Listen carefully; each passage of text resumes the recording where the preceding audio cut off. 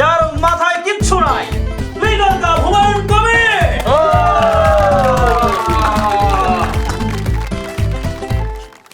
কি অবস্থা সবার? তো আমার বাড়ি হলো ময়মনসিংহ গফরগাঁও। এই গফরগাঁও মানুষ সম্পর্কে আপনাদের খারাপ ধারণা আছে যে আমরা নাকি সবসময় দা বটি ছুরি এগুলো পকেটে নিয়ে ঘুরি। তো আমি আপনাদের একটা জিনিস ক্লিয়ার করি, আপনাদের এই ধারণা সম্পূর্ণ সত্য। তো গতকালকে আমাদের মেন্টর রিজু ভাই আমার ক্লাবে চাঁদার জন্য নক দিছিল, তা আমি রিপ্লাই দিছি ভাই পরে দিব।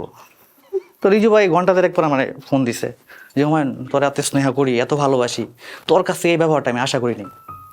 আমি খুব কষ্ট পাইছি বললাম ভাই ফোন রেখে দিছে। তা আমিও বুঝতে উঠতে পারি ভাই আসলে আমি করছিটা কি, আমি কি বলছি।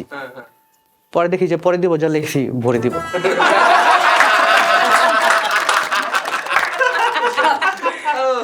এই প আর ভর ঝামেলা আমার ছোট থেকেই লেগে আছে ভাই, আমি এটা ছোট থেকেই ভুল করি এটা। হ্যাঁ, আজকে আমার টপিক হলো ছোটবেলা। রিজু ভাই কিন্তু আমার যোগটা কাইটা দিছিল। হ্যাঁ,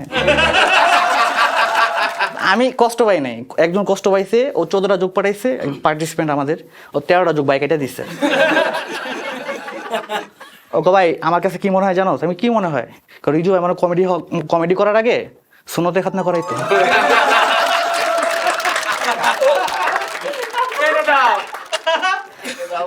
তো আজকে ছোটবেলায় যেহেতু বলবো যে ছোটবেলায় আপনার যখন আমি মার সাথে ঘুরতে বের হইতাম, উষ্টা খাইয়া পড়ে যেতাম।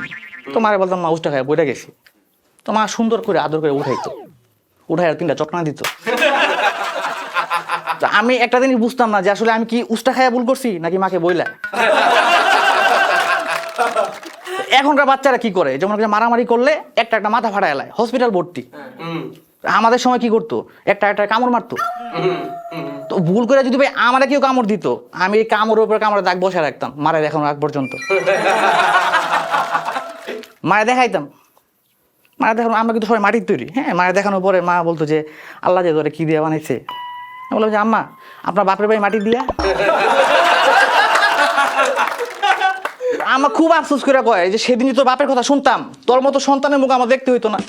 আমার আব্বা কি কইছিল, হত ছাড়া শুনি না, বলবো কি করে। তো আমি সায়েন্স নিয়ে পড়াশোনা করছি ভাই। লাভ কি, সে তো আইসে এই জায়গা চুটকুলাই শোনাচ্ছ।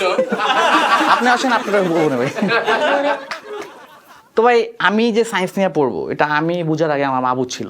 তো আমি কি করতাম, ওই যে সূর্যের আলোতে কাঁচের টুকরা নিয়ে নিচে কাগজ দিয়ে ওটার মধ্যে আগুন জ্বালাইতাম। তো আমার মা খুব মজা করে কইতো যে তুই বড় সায়েন্টিস্ট হবি। তা আমি বড় হয়েছি, এখন মার কথা রাখছি, সবার সাথে মজা করি। তো ছোটবেলায় আমি প্রচুর কথা বলতাম। হ্যাঁ, এত বেশি কথা বলতাম মা সহ্য করতে পারতো না।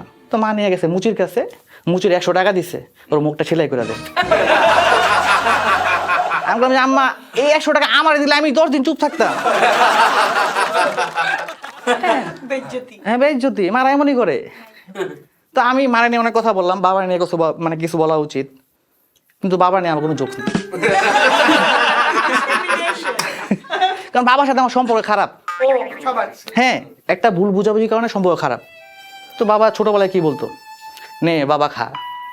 আর বড় হওয়ার পর কি বলে, নে বাবা খা।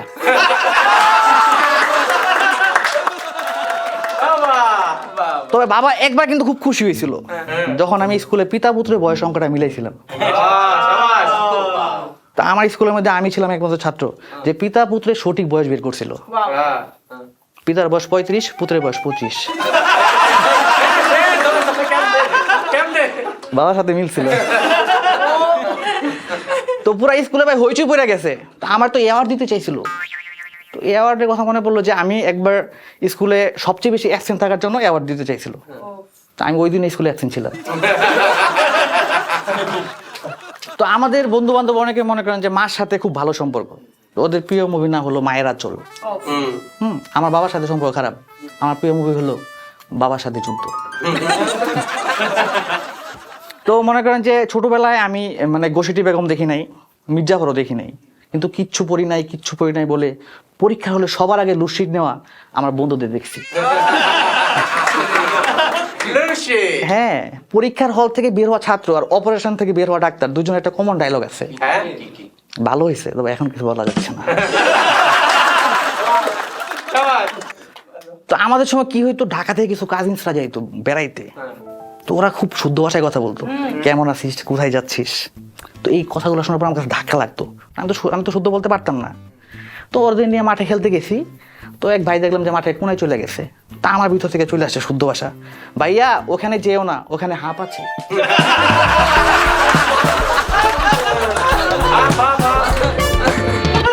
তো ছোটবেলার কথা বললেই মনে পড়ে যে পিকনিকের কথা। হ্যাঁ, তো ছোটবেলায় মনে করেন যে আমাদের গ্রামের মোটামুটি সব বাড়ির মুরগি চুরি করে খাওয়া শেষ।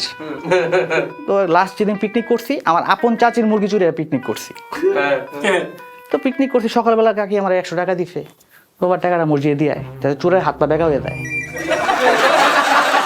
আমি টাকাটা দিই নাই ভাই, নিজের টাকা দিয়ে কি ভাই নিজের হাত পা বেঁকা করুন। তারপর আরেকটা কারণ আছে যে সারা পোলা মিলে পার্টি করছি, ওকে একটু চা বিড়ি খাওয়াবো না। তো ভাই ছোটবেলা নিয়ে অনেক কথা বললাম, পুরোটা ছিল কাল্পনিক। তো আমরা কল্পনায় হোক বাস্তবে হোক, আমরা সবাই আমাদের ছোটবেলায় ফিরে যেতে চাই। সবাই ভালো থাকবেন, সুস্থ থাকবেন, হাসি খুশি থাকবেন, ইগলস কমেডির সাথে থাকবেন।